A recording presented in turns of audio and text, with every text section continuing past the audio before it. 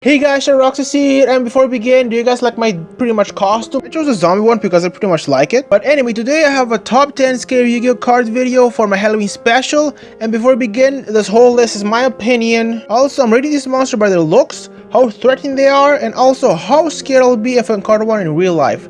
Now with all of that out of the way, let's begin. Number 10. Now for number 10 we have Clown Zombie. Clown Zombie is the counterpart of Grass Clown after being resurrected by the power of darkness.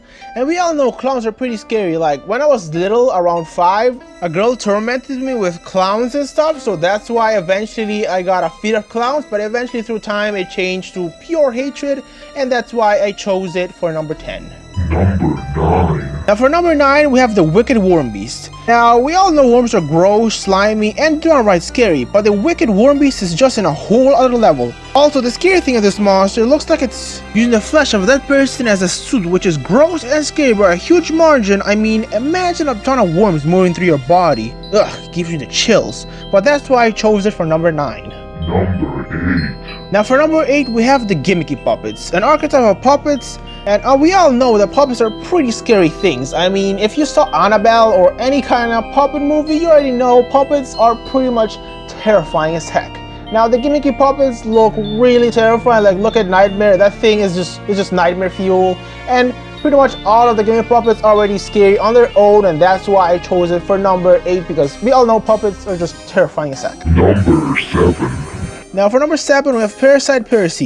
But I pretty much chose this over the Gimmicky Puppets because parasites are way more scarier than puppets. Puppets are pretty much, you could say, like, let's say, a ghost inhabiting an object. A parasite is something that attaches to you and doesn't just leave you until you're probably dead. And yeah, ghost probably wants your body so they can use it for their own main thing, but I prefer a ghost over a parasite. Also, the artwork is pretty much scary. I mean, if you see the OCG artwork, it looks really scary, and that's why I chose it for number 7.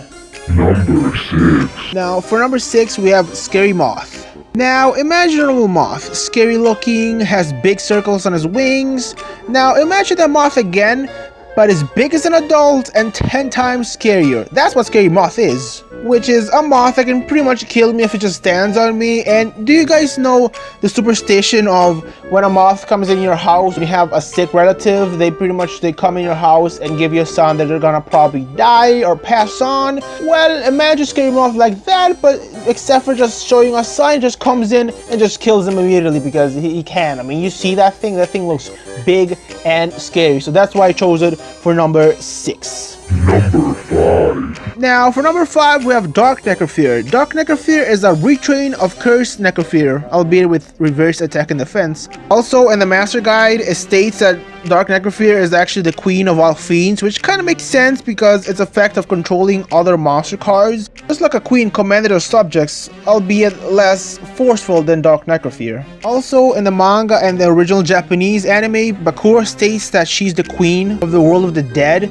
which I haven't found the master guide. If you guys pretty much can find it for me and link me it, because I couldn't find, like, a legit spent like an hour trying to find that thing. I couldn't find it even in the wiki. And one more thing, the main reason I chose for number 5 because its main power to control things, and also probably being the queen of the dead or the fiends, are pretty much one of the scariest things to do, because imagine making her mad and then she just pops a fiend and you're just dead. And we all know fiends look really scary. Some of them are pretty scary, and that's why I chose her for number 5. Number 4. Now for number 4 we have blood, I don't know. Anyway, I chose this monster card for number 4 over Dark Necrofear because, first of all, the scary thing about ibot is pretty much why is he wearing this prison outfit, and the scariest thing is actually where he came from, and if there are more of him, or if he came from a prison where there's like even more terrifying things, or things that are more terrifying than him. That's why I chose him, because he's pretty much a prisoner and 100% sure he wants to kill me, or kill me slow and make me go through absolute hell. Except for Dark Necrofear, who I just have to just listen to and just be pretty much make sure they're happy. And that's why I chose whatever this monster card's name for number 4. Number 3. Now for number 3 we have Gate Dab. A monster that's already scary looking enough, but the scary thing is the opening in his stomach. It's a portal that brings creatures from the netherworld, meaning he's a portal to pretty much hell, you could say. Yeah, he's pretty much a portal to hell. And the main reason I chose him over ibot because ibot is pretty much an open conspiracy. You can just pretty much imagine. With ibot, you already know you're just dead. He's just a portal to straight up just nightmare fuel. He just opens, boom, nightmare fuel just pops out. And that's why I chose Gate Deb for number 3. Number 2. Now for number 2, we have Trap Chicks. Now I chose the Trap Chicks over Gate Deb because Gate Deb is already a fear that already sets in. You look at that thing, you're just like, oh yeah, I'm dead. Trap Chicks, you look at them, you're like, oh yeah, they're pretty much innocent. They're little girls. They're not gonna do anything until they show their true colors and eat you alive. Because Trap Chicks in reality are actually monsters.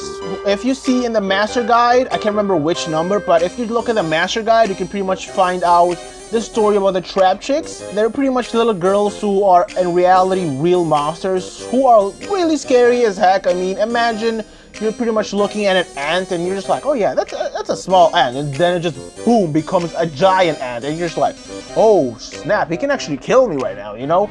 But the Trap Chicks are way scarier because you get the impression that they're just fragile, they're little girls, they can't do anything to you, you're just a grown person, you're pretty much safe until they show their true colors and they eat you because the Trap Chicks eat their prey. So that's why I chose Trap Chicks for number 2.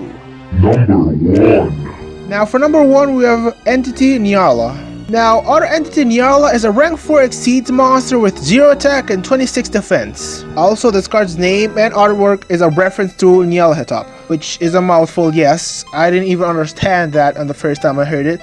But anyway, Nyala is the son of Azathoth, ruler of the Outer Gods. Now Nyala is known by pretty much 2 names that I found, which is the Crawling Chaos and also by critics the Shapeshifter, which isn't confirmed by what I've seen because in the Whisperer in Darkness, John notes it's problematic because if Nyala is a shapeshifter, why would he have to don the face and the hands of a Kali instead of merely shaping himself into a Kali? Which we can confirm he can't actually shapeshift because in Nyala's effect, he needs to attach something to him so he can get that monster card's attribute and stuff. So that pretty much confirms already that he can't shapeshift without having something of that specific individual creature or whatever an item just pops out. Now the main reason I have him for number 1 is for one main reason because he's pretty much, you could say, a deity. He's the messenger of the Outer Gods, chaos creatures that if you pretty much see, you will go insane and you will never be able to just be yourself again. You'll just go and completely insane. It'll just push you through insanity. That's why he's known as a Crawling Chaos, because his main objective is to just abide by the messages of the Outer Gods, pretty much do everything they ask him to do. So if they want him to kill everyone, he'll do it.